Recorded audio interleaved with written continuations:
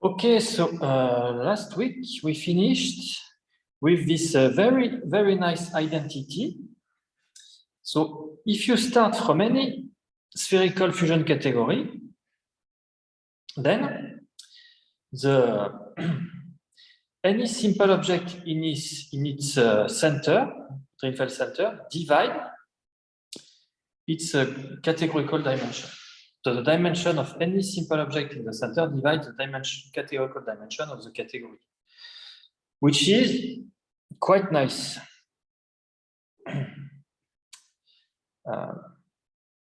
We know that this is open for the simple object of the category C. Of course, it is. We prove it is true in the premodular case. And of course, for the modular case, we can have the square. But in general, we don't know. And so divide in the sense of algebraic integer, this is quite interesting. Anyway, so we will see that, in fact, we can write the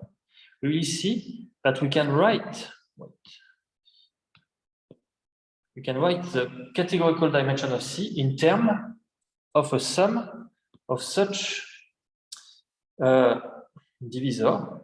So we will see now how. And we will see that this new identity we will state generalize the class equation from finite group theory. So theorem.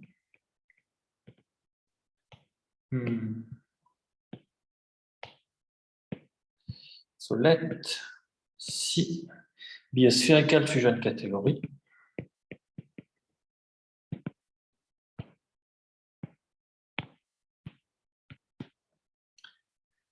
Then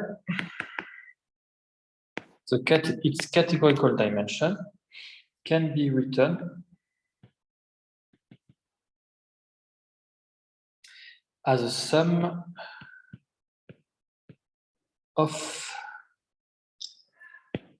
algebraic divisor as follows. So dim C is equal to the sum for the simple object in the center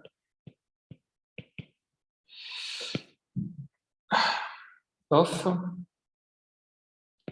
the multiplicity of 1 in the forgetful functor of the image of f of z time dimension of z. So we know that these are divisor, algebraic divisor. These are integer. And so remember that this is equal to that also. The multiplicity of z in I1.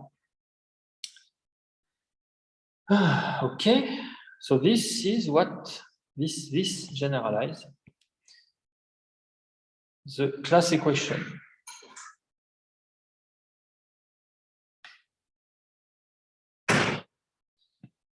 Generalization of class equation.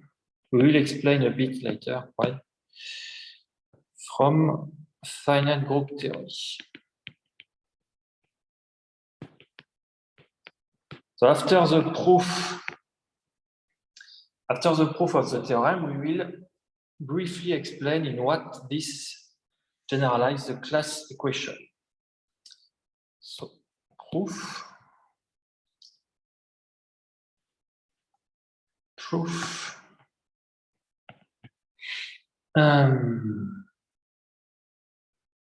So, in fact, the proof of that reduced to compute the dimension of that in two different ways. Let us compute dimension of I1 in two ways.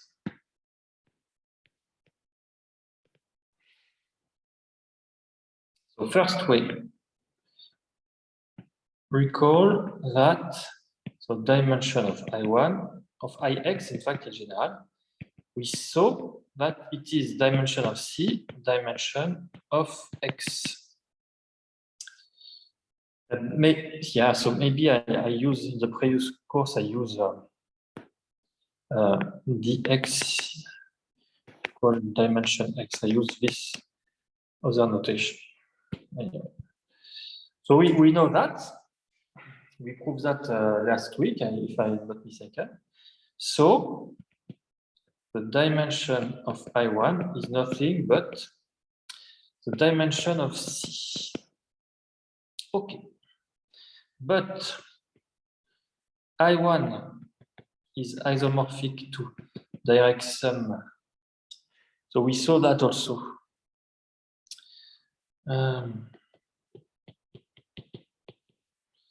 Like that.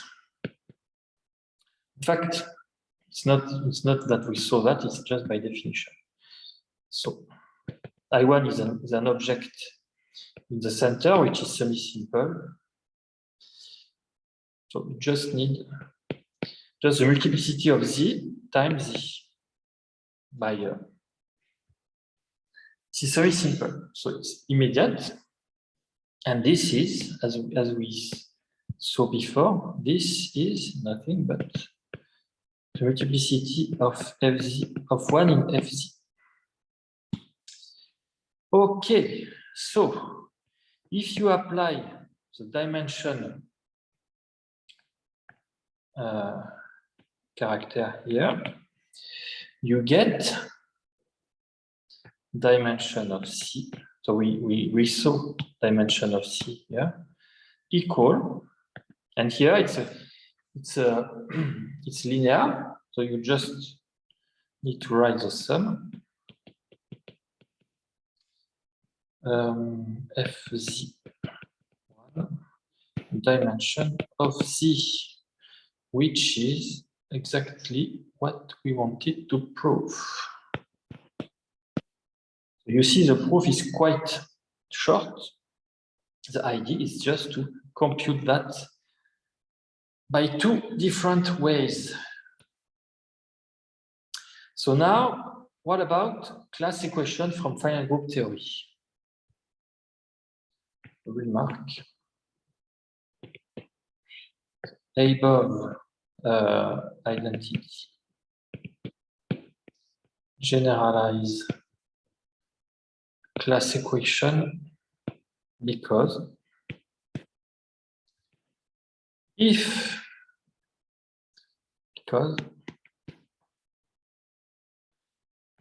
C equals the category of representation of a finite group, G, then I1, it's an algebra object,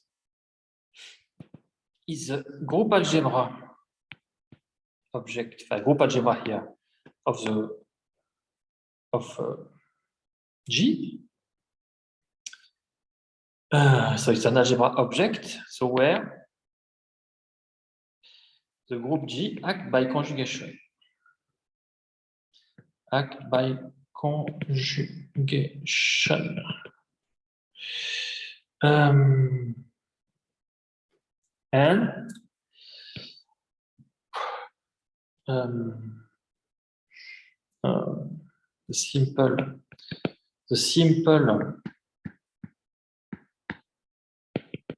the simple subobject of I1 in the center of rep G are the conjugacy class sum. Conjugacy class sum of G.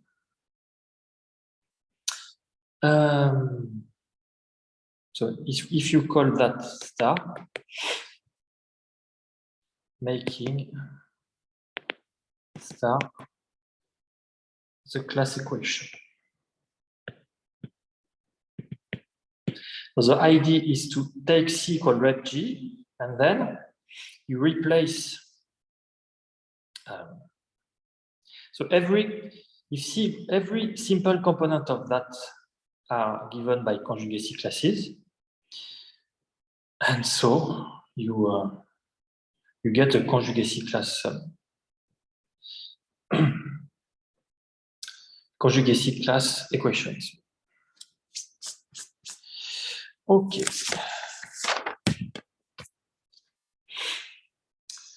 Okay, so now the next proposition will state that in fact the categorical dimension of a fusion category equal the categorical dimension of its dual with respect to an undecomposable module. Proposition.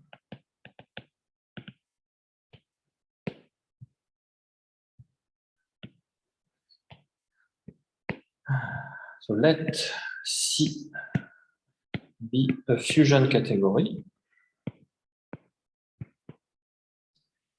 and let M be an undecomposable C module category.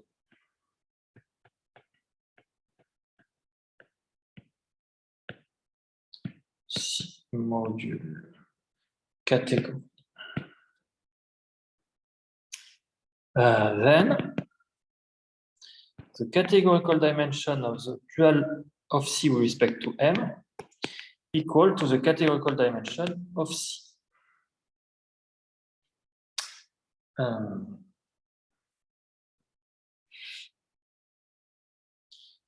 Okay.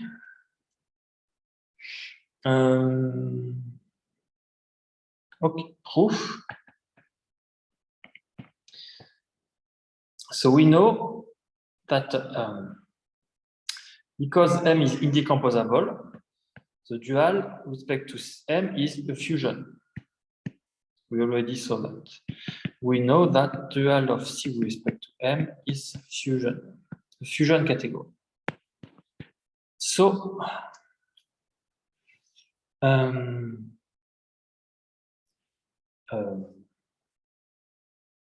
so what? Okay. So, we know also that there are isomorphic center.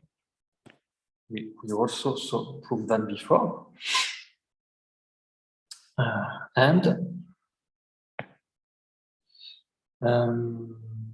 So the dimension of C square, which is the dimension of its center, equal dimension of the center of the dual, which is equal to the dimension of the square, like that.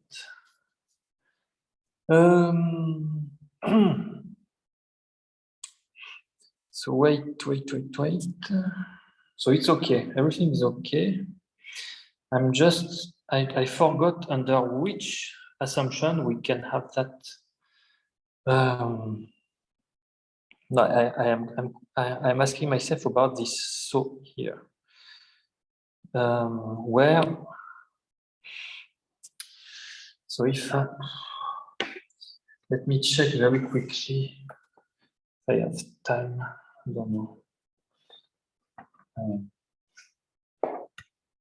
Just wanted to know exactly under which condition we have this.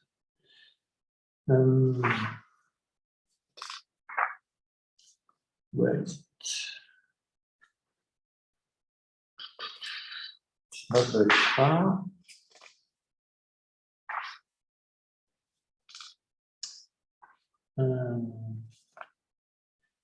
Central.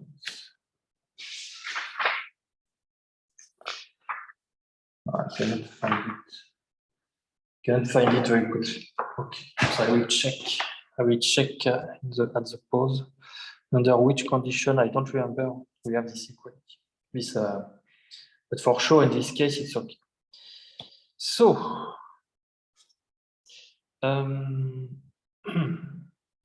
okay. So now,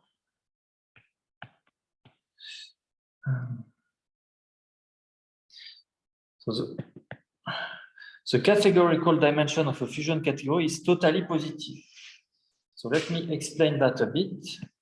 The categorical dimension of a fusion category is totally positive. So first, this statement was proved in the book, so I guess I did not cover that. So the point here is what the meaning of totally positive. Totally positive means for all embedding I from the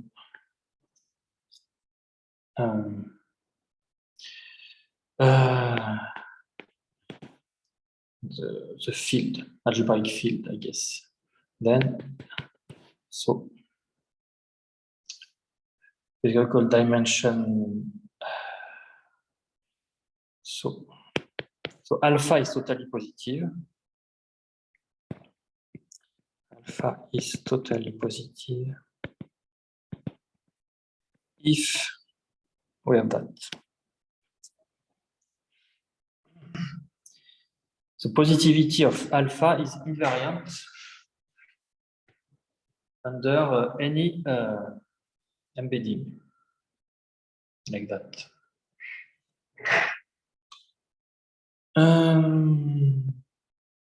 So I would like to say that the positivity is invariant by Galois conjugation. I would say that. Okay, so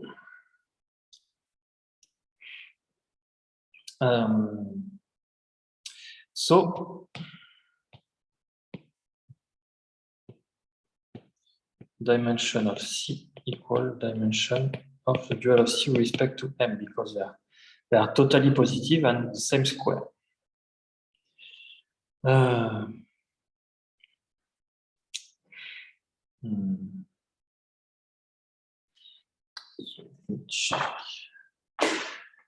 Let me check that. Totally positive.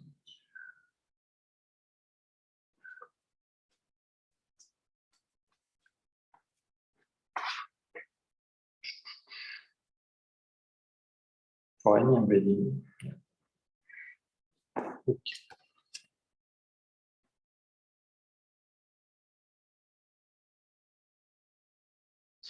Okay. So here you should write. So in fact, this definition is general for any. What happened?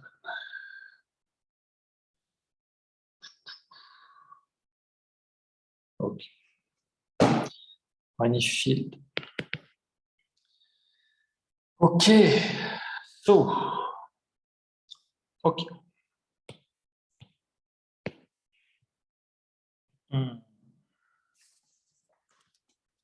Okay.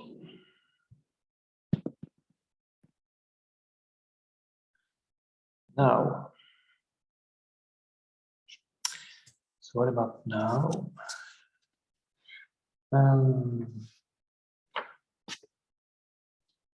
So now we will discuss a bit about a cyclotomic.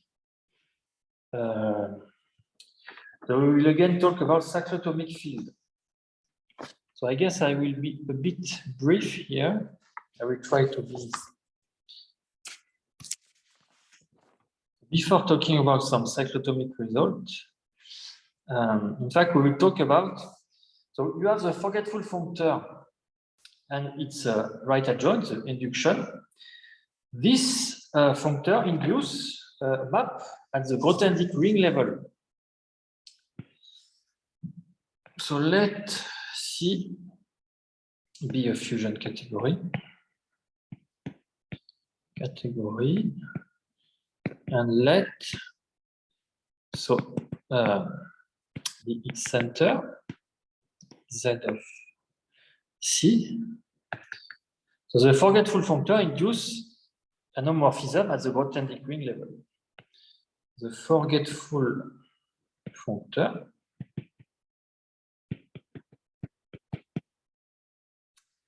induce homomorphism of Grothendieck ring. Homomorphism of Grothendieck ring.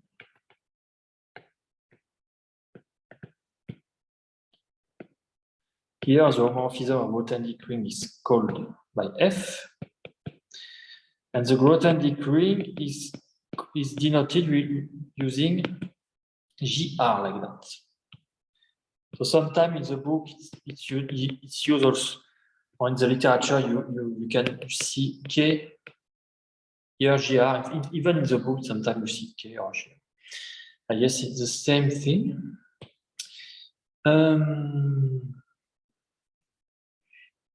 Idem.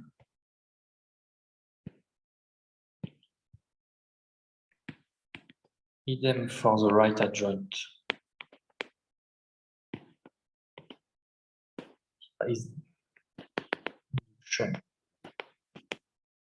We get an homomorphism between like that. Here the homomorphism will also, when I say idem for homomorphism. So you have a homomorphism like that. So let me wait a bit. So F is functorial. F is a tensor, but I is not tensor, if I'm not mistaken.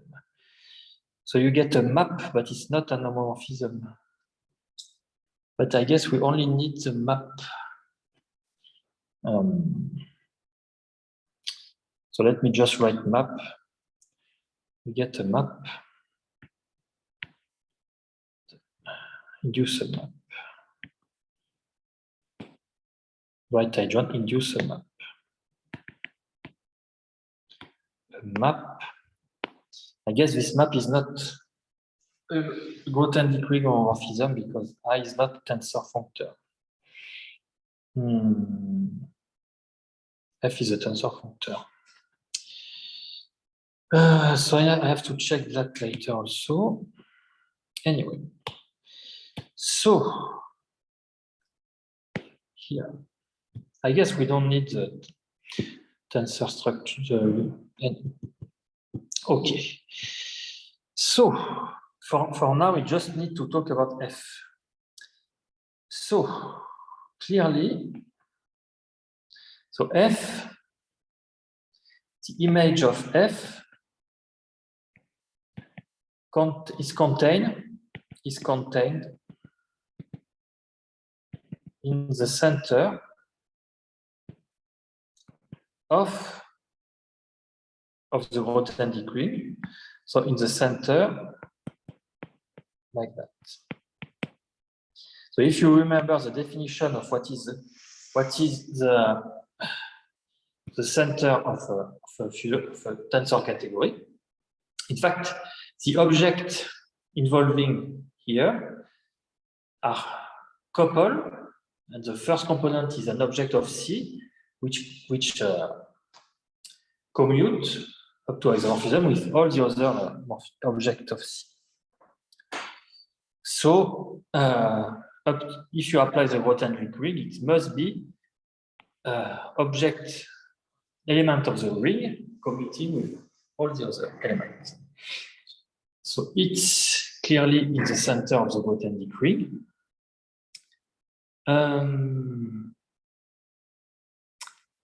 Okay. Okay. Center of the Grothendieck ring.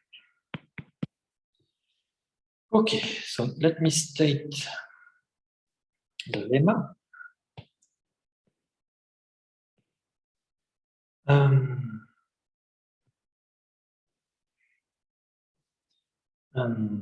So F above F induce a K-algebra map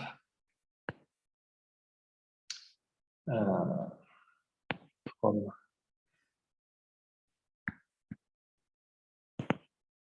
the Grothendieck ring of the center of C to the center of the Grothendieck ring of C. So we tensorize by Q to make it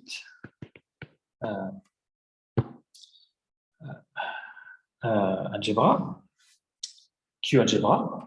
So induce a Q algebra map which is a surjective. We induce a surjective Q algebra map. A surjective Q algebra map. Surjective. Okay. So the fact that it is an algebra map, so the point is we only need to check it is surjective. So proof. Okay. So we know. So we are at the Grothendieck ring level. We apply these two maps.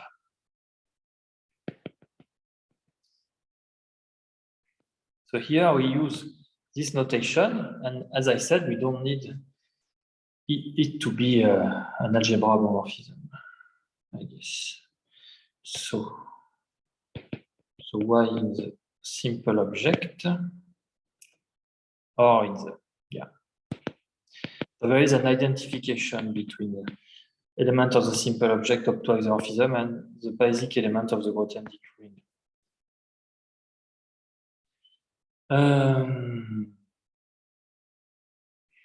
Anyway, does not matter. At the Grothendieck ring,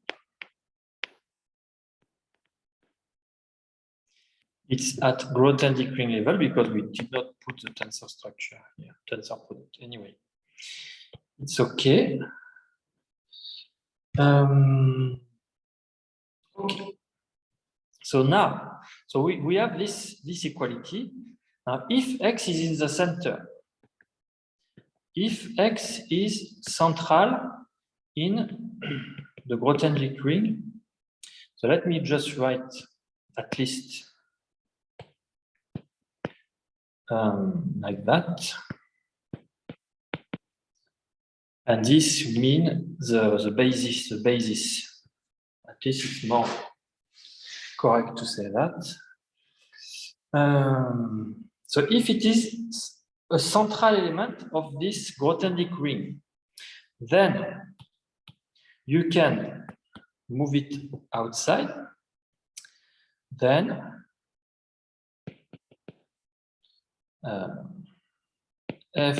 Fi of X is equal to X sum or Y in that Y star. So let me call this A. In fact,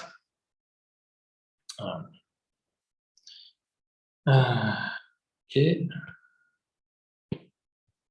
So first point, A is a self-adjoint positive operator. Is self-adjoint positive operator. So it is invertible. When you element, if you prefer operator, you can see that as a matrix if you want. So self-adjoint positive matrix, so it's invertible. Second point, so A is nothing but that. So it is in the image of F of the map. the map F. Idem for this. This is also in the image by definition. So X, so A is invertible. So you just put this here by inverse, you get that X is like that.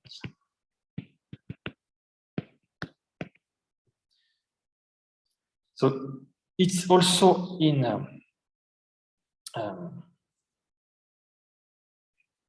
the image. It must be also because it's a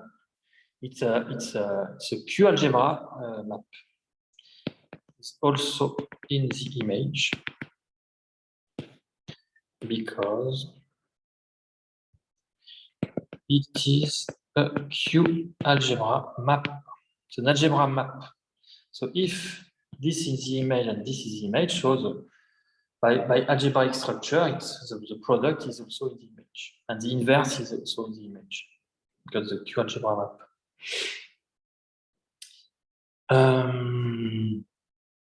Wait, maybe the fact that the inverse is also in the image may require some details.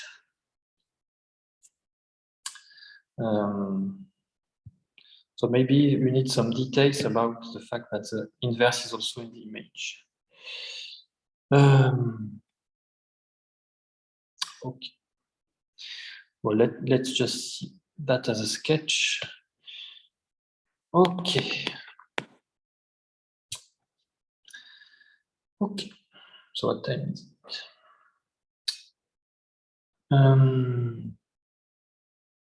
So now we can state and sketch the proof of the fact that so you have a cyclotomic result. So theorem.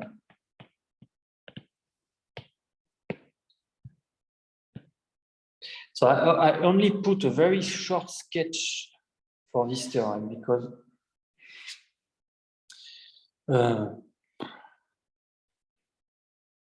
because it was too much referring to previous result in the book, so it will be again too annoying to write it in details. I will have to restate plenty of previous results. So I prefer just to put a quick sketch.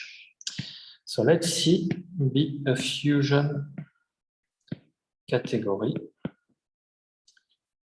Let L be an irreducible representation of the Grothendieck ring. Be an irreducible representation of the Grothendieck ring of C over the field K. And here, I guess K, we should take K. You can think K as a C, as the complex field. Okay. So for any object in the Grothendieck ring, the trace of this object with respect to this irreducible representation is a cyclotomic integer. So for any object X in the Grothendieck ring of the category, the trace of X with respect to this irreducible representation, so it's a trace of the matrix, in fact, representing X under for this representation VL, is a cyclotomic integer, which means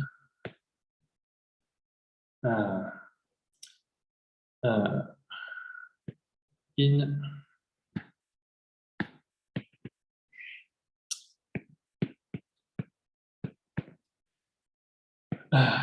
the ring generated by this root of unity nth root of infinity for some n. So of course you can choose the same n for every, because here everything is very simple. The basis is finite, so you take the LCM of all the possible n here, and you get a unique n for everything. Okay, so let me very briefly sketch the proof of that. Sketch of proof.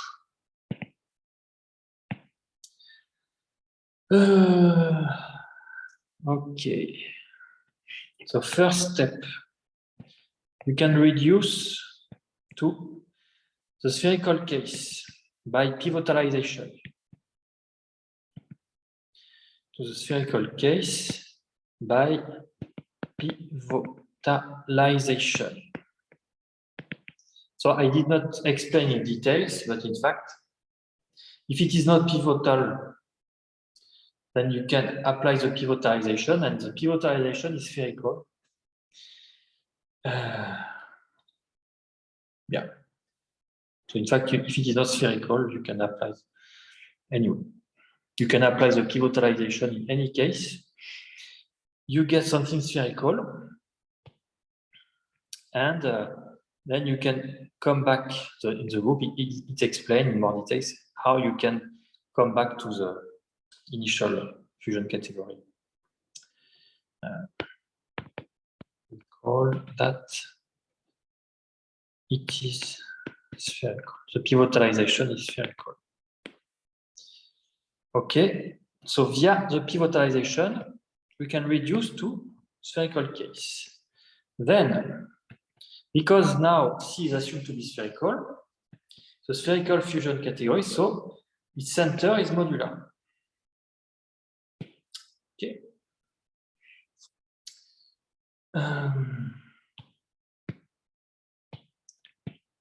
But now remember that we already stated result, cyclotomic result about modular category.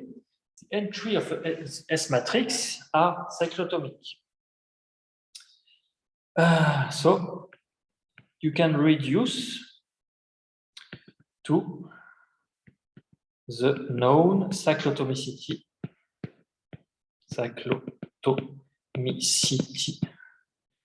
of the entries of the S matrix.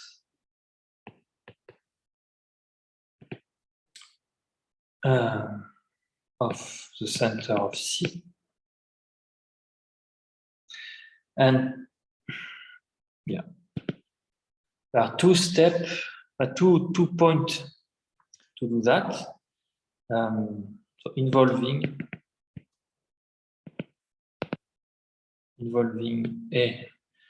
the previous lemma. For the previous lemma, remember that you have something about the center. So there is the algebra, the forgetful functor induce an algebra, a surjective algebra map between the Grothendieck ring of the center to the center of the Grothendieck ring.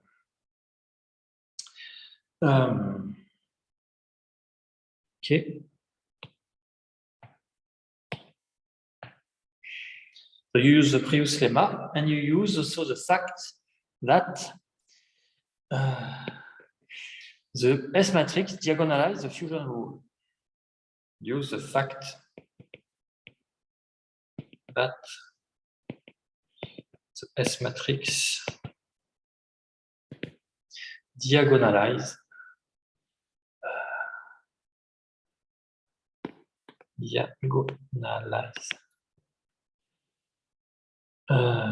the fusion rule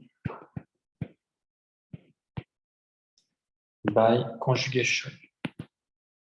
The conjugation of the S matrix diagonalizes the fusion rule. See the corollary 8.14.5. So these are all the ingredients you need to prove that.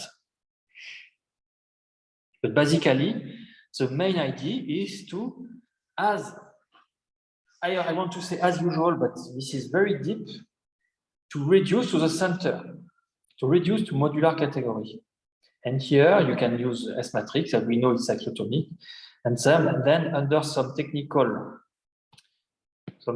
result, you get what you want. Okay. The idea is to reduce to the center. There are a lot of results are proved like that. Reduce to the spherical case by pivotization. We will apply that several times, and then you prove something in the center, which is modular, etc. And you get something. You get what you want. Yes, we will prove something like that again with more details in the next section. Okay, so the corollary about that.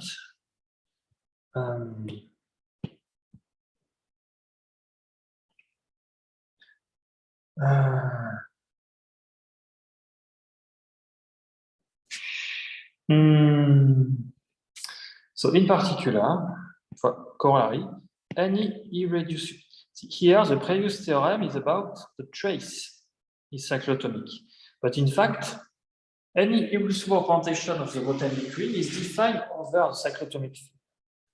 Any irreducible representation of the Grothendieck ring is defined over some cyclotomic field.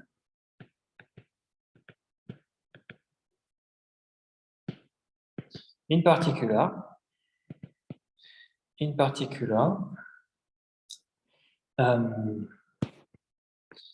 for any homomorphism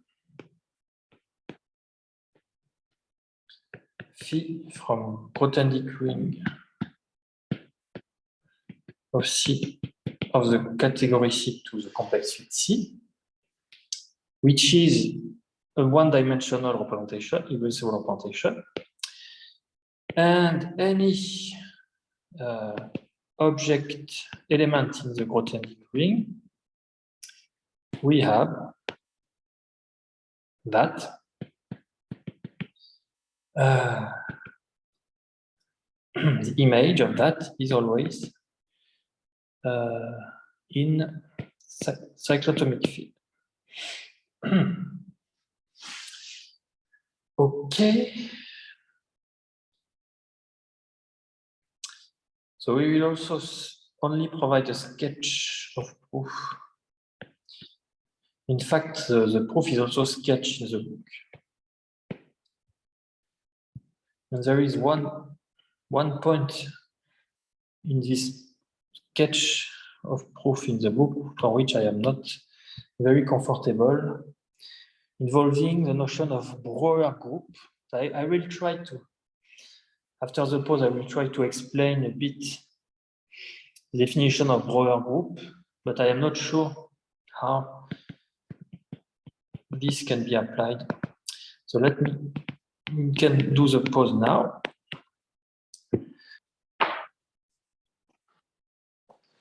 Okay, so I just went through a bit. So what I wanted to, I had a doubt somewhere here. In fact, I should not say so, but and, because in fact, if I state, for example, theorem 8.12.3, two finite tensor categories C and D are Morito equivalent if only if their center are equivalent as braided tensor category. So in fact, it is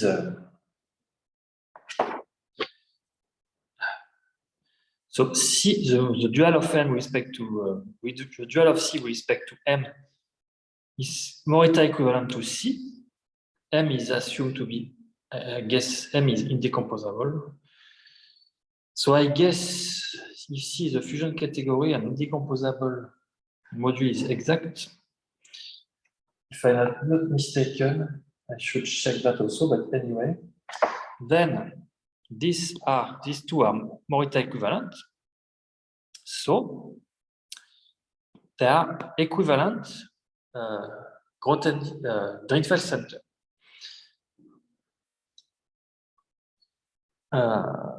Yeah. Anyway.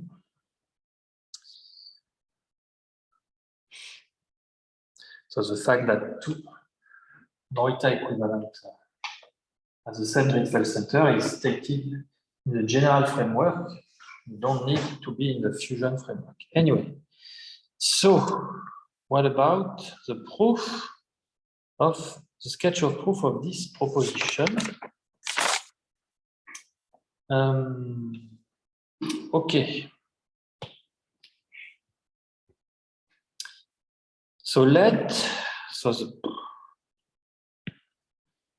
we will call Q power ab the field of cyclotomic number.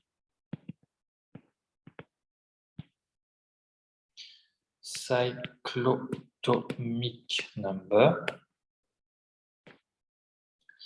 Because remember that the cyclotomic field is the Galois extension is cyclotomic if only if the Grothendieck ring is abelian. It's an abelian extension.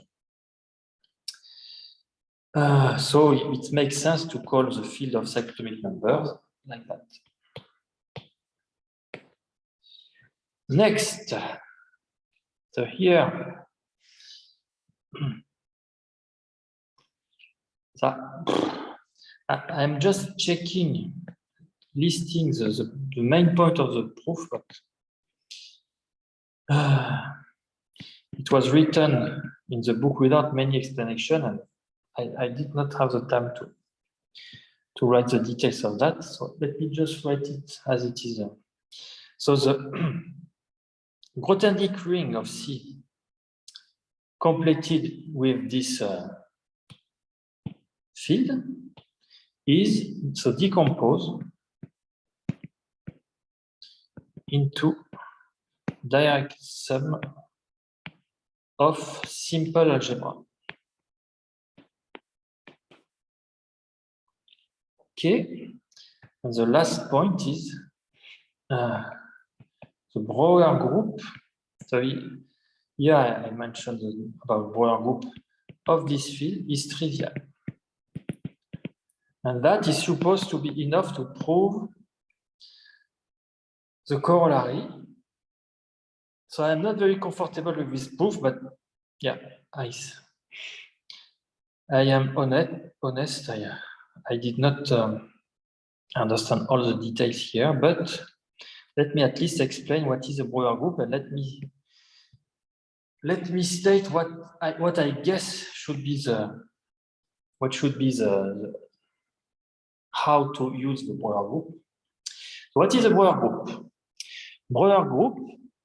So there are several things to define. Brouwer group are the Morita equivalent classes of central simple algebra over the field. So the Brouwer group is an invariant of the field. It's the abelian group of Morita.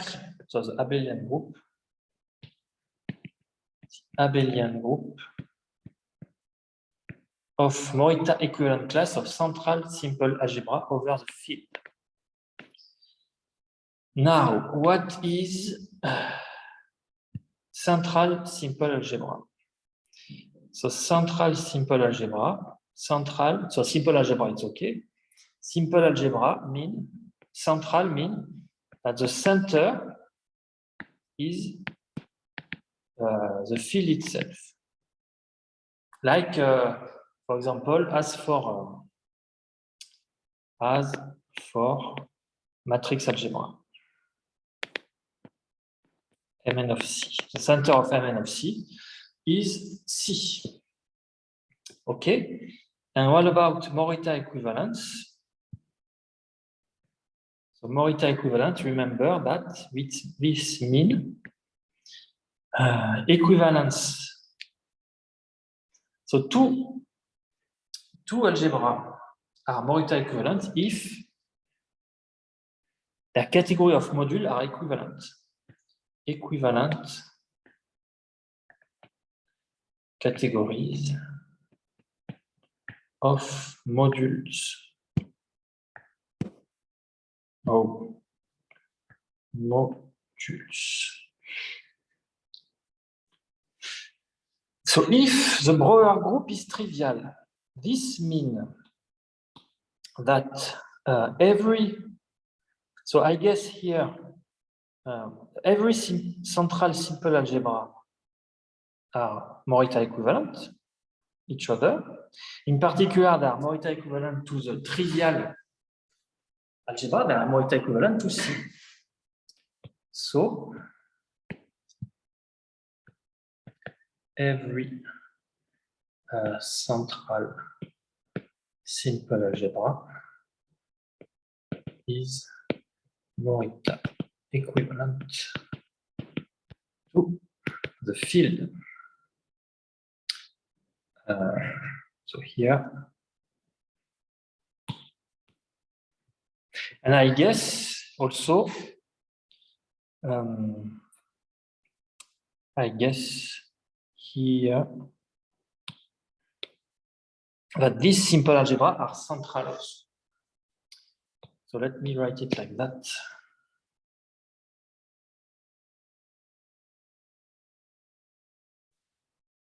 So let me write it like that.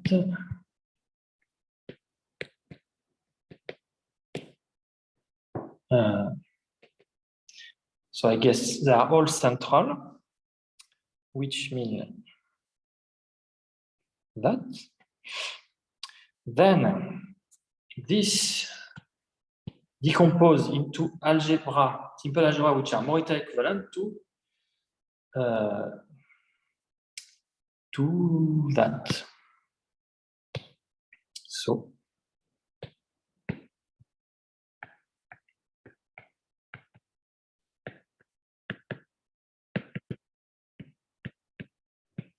decompose into simple algebra, Morita equivalent to that. And here, so in fact, an irreducible representation should be seen as a component here. But every component here is Morita equivalent to that, to something one-dimensional. So I guess, so let me write.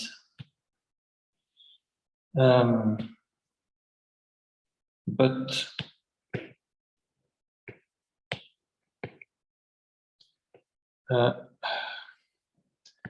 an irreducible representation should correspond to a component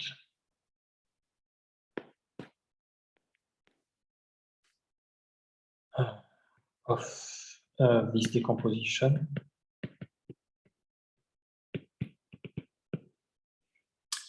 So I guess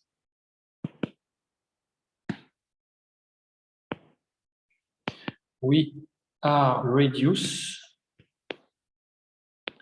to the previous theorem, because here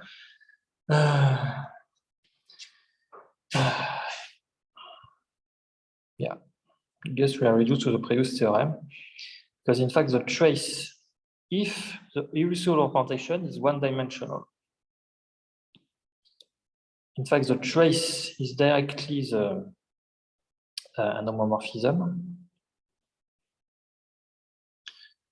So I'm not very comfortable here. I don't want to put too much time. So I reduce to previous theorem.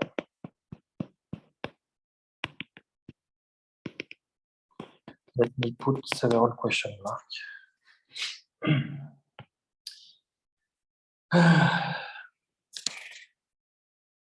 Anyway, so I did my best in a short time to explain at least something in this proof.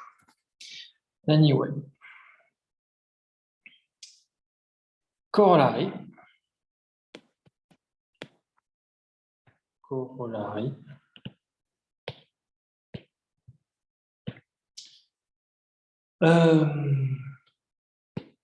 So then here the corollary will be, they will have no problem now. So let's see, be a fusion category. And there is another point here, is we stated this result also. So this, in the book, they mention a reference. So I did not even explain why this is true also. So corollary, you take a fusion category, then there is an integer n such that for all objects in the category, the Frobenius parent dimension of this object is in this ring, cyclotomic ring. And the proof is immediate because you just consider this as a one-dimensional irreducible representation. And we know that it is an algebraic integer, so it should be there. But because it's algebraic integer, then it should be there. So it's okay. Hint.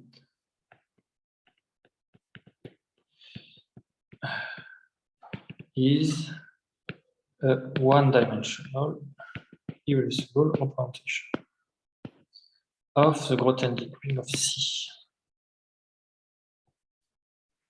And maps to algebraic integer. Okay.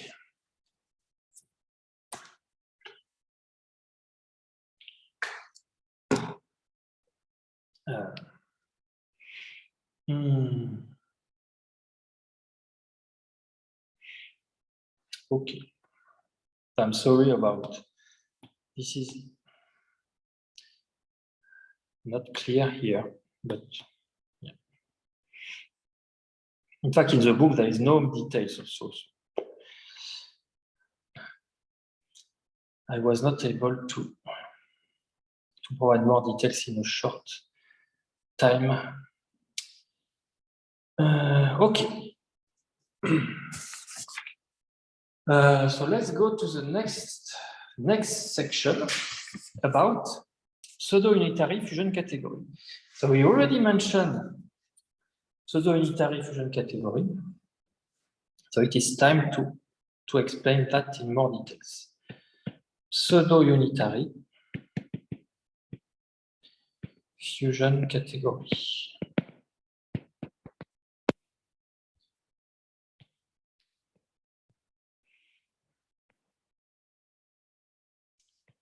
Okay. Okay. The proposition. So we will state some results which will naturally lead to the notion of pseudo-unitary fusion category. So let's see be a fusion category over the complex field. Category over the complex field for every simple object of C what we call the square norm of x is less than the Frobenius parent dimension of x squared. And so the categorical dimension of C is less than or equal to the Frobenius parent dimension of C. Okay.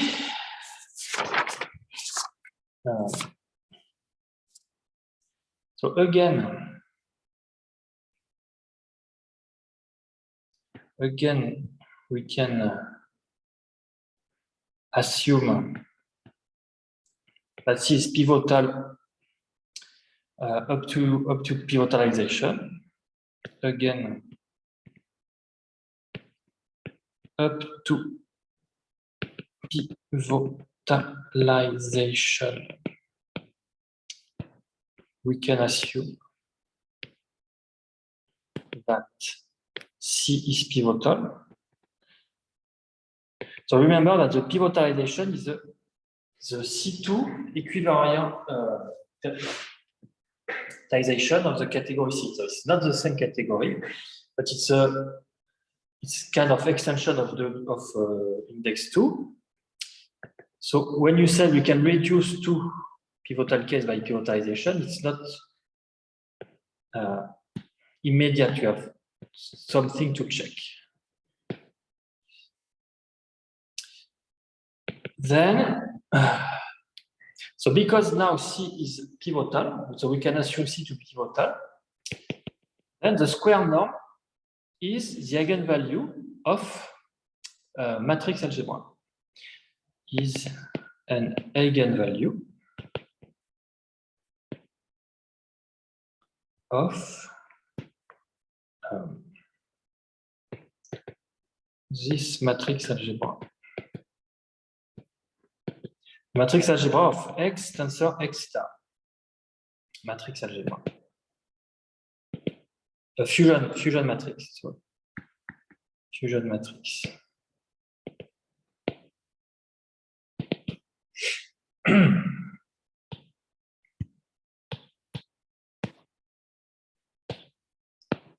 Eigenvalue. Okay, and so the result followed by the Frobenius parent theorem. So by Frobenius parent theorem,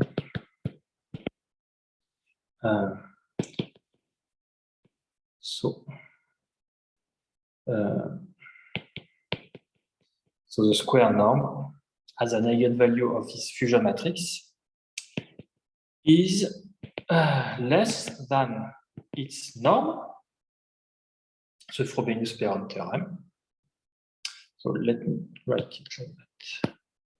It's less than the norm of n x tensor x star, which is the Frobenius parent theorem of x tensor x star, and which is also the square norm of x, which is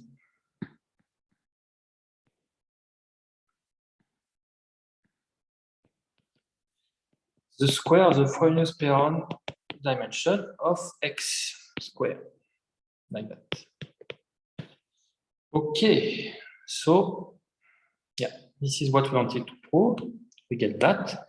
And remember, the categorical dimension is a sum of that. So you deduce.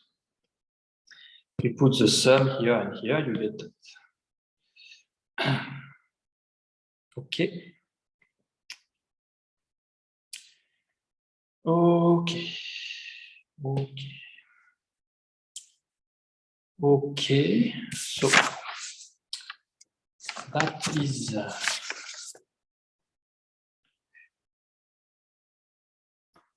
okay. So remember, so we will. Why are we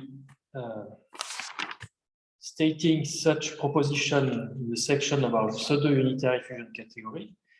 Because remember that a category will be called pseudo-unitary when the equality holds. When you have equality here. So at least, in general, we have this inequality. And we have more than that. But we have another result, which is quite surprising here, that even if the dimension, the categorical dimension of the category is less than the Frobenius parent dimension, in fact, the Frobenius parent dimension divides the categorical dimension algebraically. So the DIMC divided by FP DIMC is an algebraic integer less than 1, which is unexpected here. Intuitively, when you are talking about division for integer, if n divides m, then m is greater than n. Here, algebraically, you can have an algebraic integer dividing another algebraic integer, even if it is bigger. So, for any fusion category, C over the complex field, the ratio DIMC divided by FP dim C is an algebraic integer less than 1. And in fact, we will see that this part can be extended to other one-dimensional representation of the Grothendieck ring here. So let me check. Let me state that.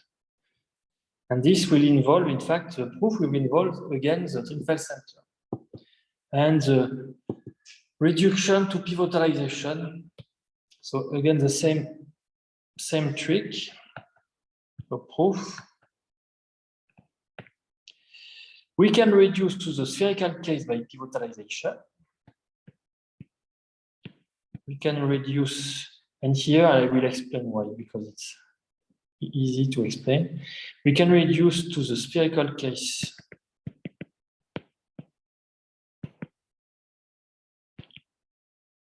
by pivotalization.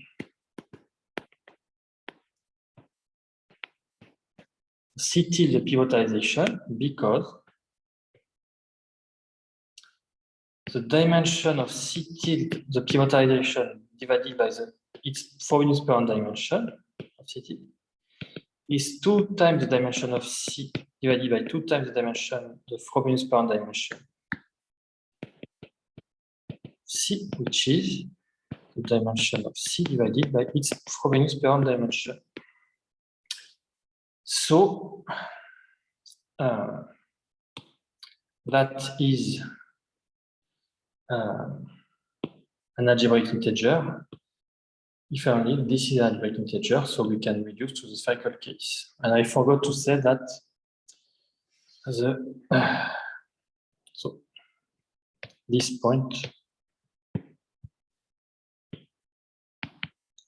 is clear by the previous proposition. We prove that in the previous proposition.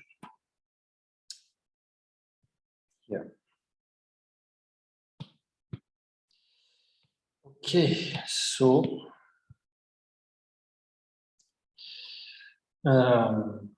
we can reduce to the spherical case.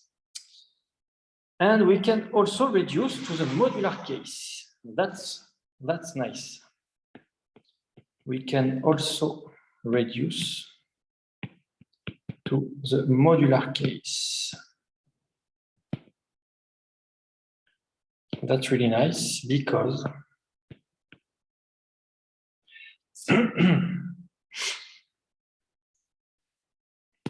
the center, because C is assumed to be, because the center of C is modular. because C is a spherical fusion category. And again, the dimension of the center of C divided by its Frobenius parent dimension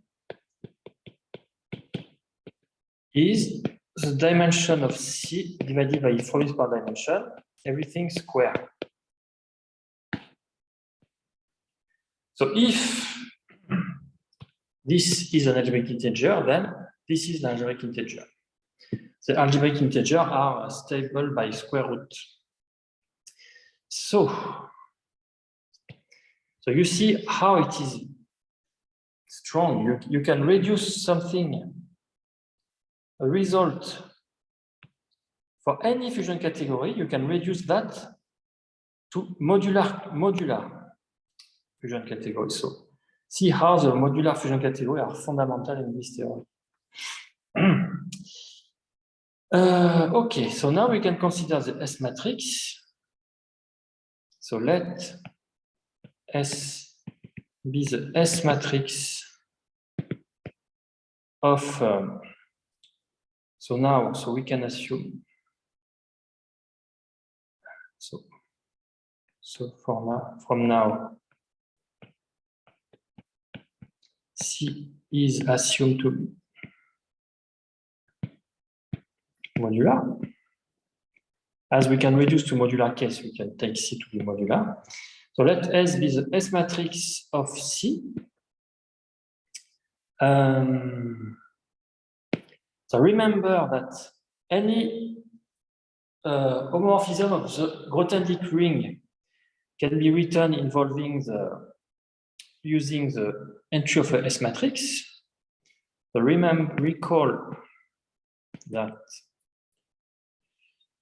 any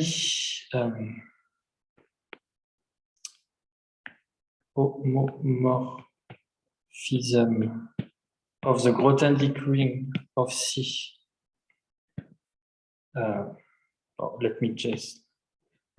Let me write it like that.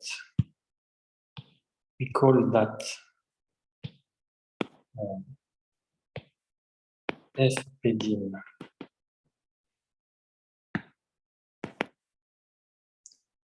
as a homomorphism of Grothendieck ring can be written,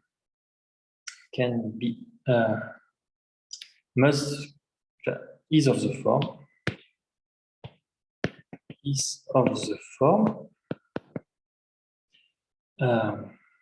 like that.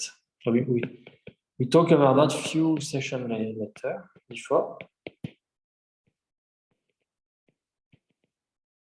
So in the modular case, any homomorphism of the Grothendieck ring is of this form. So it was proposition 8, 12, 11. Very useful. So here we fix X corresponding to the FPDIM as a homomorphism. So the Frobenius parent dimension. So the Frobenius parent dimension of C, which by definition is the sum over the simple object of the Frobenius parent dimension of C square, it is like that. So it is the sum over Z of ZXZ times ZXZ divided by so let me dim X. Now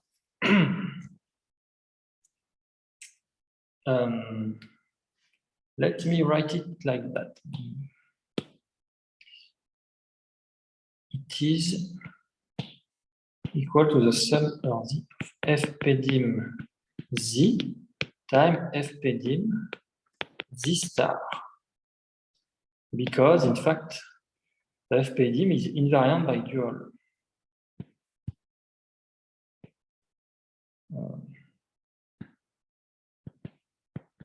fpdim of z star equal fpdim.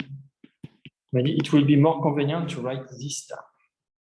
So it is equal. So it is equal to sum over z of sxz divided by dim x, sxz star divided by dim x. Now, it is equal to and here we will, so it is equal to, you can factorize by dim x square, sum over z of sxz sz x star. So you can easily do that because remember that the S matrix is symmetric and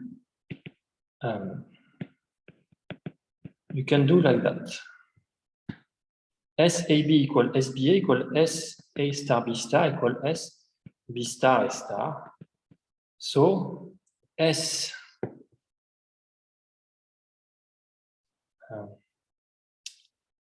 yeah, we recall that we have that. In particular, S X Z star equal X Z X star. You just apply this rule here. In fact, I don't even need. Yeah, it's okay. You just apply this equal this with A equal X and B equal Z star. Okay, then this is equal to 1 over dimension X star of dimension Z of C. And why that? So this is something we did in some previous, in a recent session.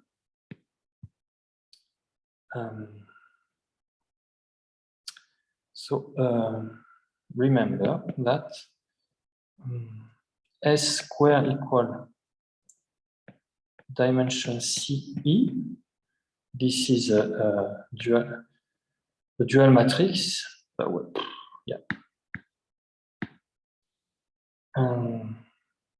Matrix encoding the dual structure. So let me check. Let me write it like that. Remember that X, Y.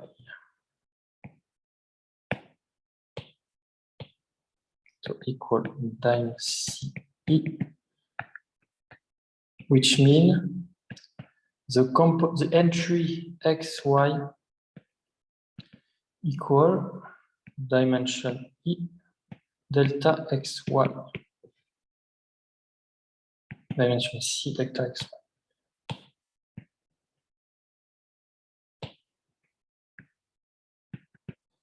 Where E is a matrix encoding the dual structure. X star, like that. X, Y star, but this is equal to the sum over Z of X, X, Z, S, Z, Y. So if you take X, if you take Y equal X star, then you get only you get, so this is 1 and this, so you get that. So it's okay. So this equal this times 1 for that. Okay, so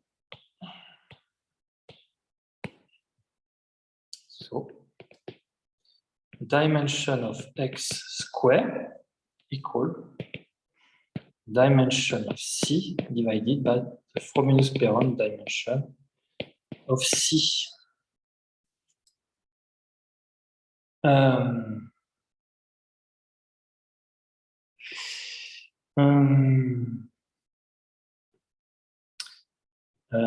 And this is an algebraic integer.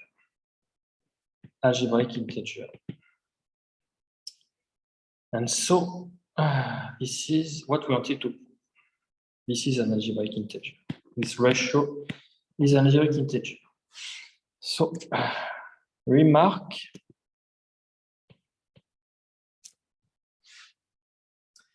Remark.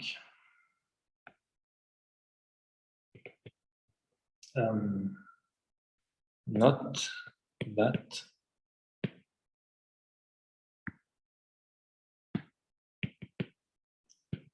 for hx equal fpdim, then x star equal x.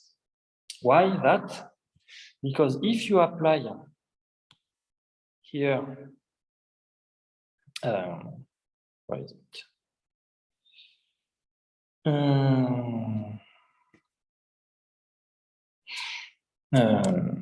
If you don't do that, if you keep z here, then you have z. Then you make the sum over z without x. And then you get delta x x star. So if you don't use this trick, you get delta x x star, but we know it's not zero. So delta x x star must be different from zero. So you must have that. Okay. But in general, be careful. In general,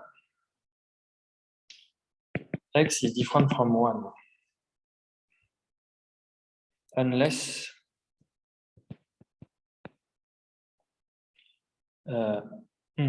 we are in the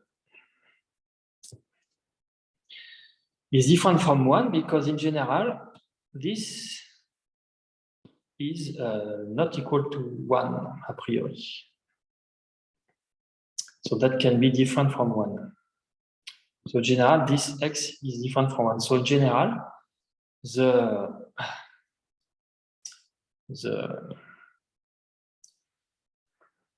x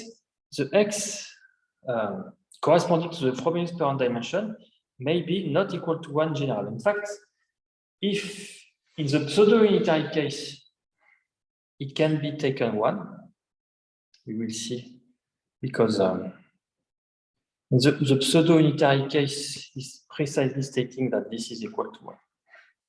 But in general, it may be not 1. Okay, so next remark. So what time is it? Okay, oh, it remains only 5 minutes. Remark.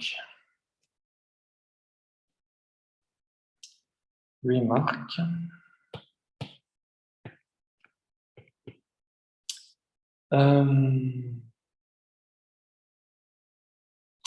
So above proof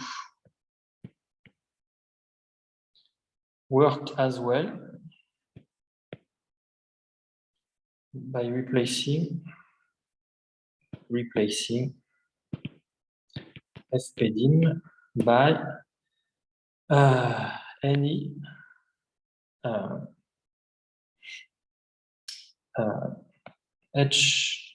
any other ring homomorphism, any other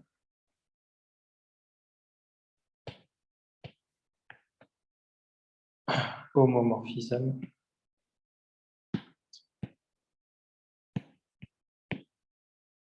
hx prime, which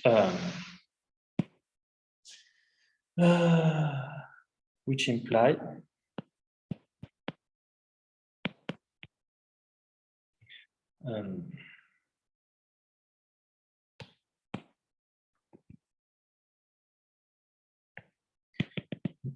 any other column of the S matrix.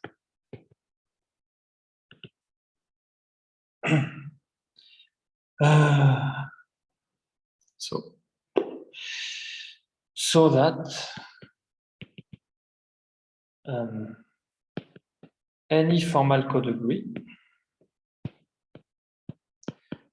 and the formal codegree is the square norm of the column of the character table, which is a renormalization, which renormalizes into the S matrix. So it's not important here about the course. I just added that. Any formal codegree divide dimension of C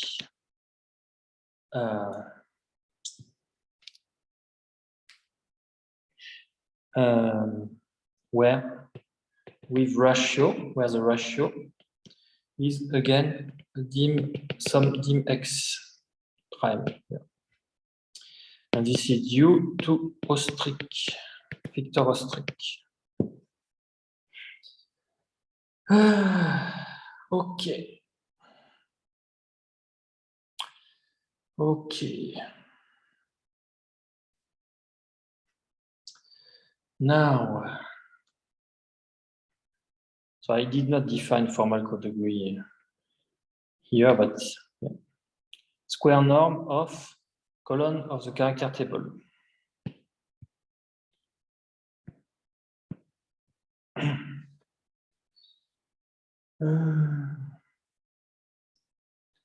Okay.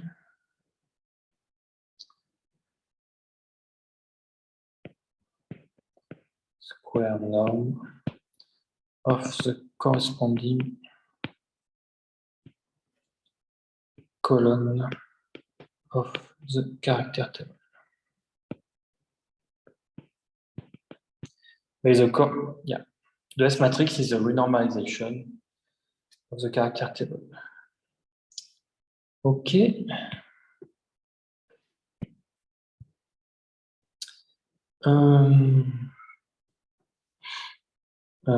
Okay, so we will see the definition of pseudo-unitary tomorrow, because it's time now. So I guess we can finish here.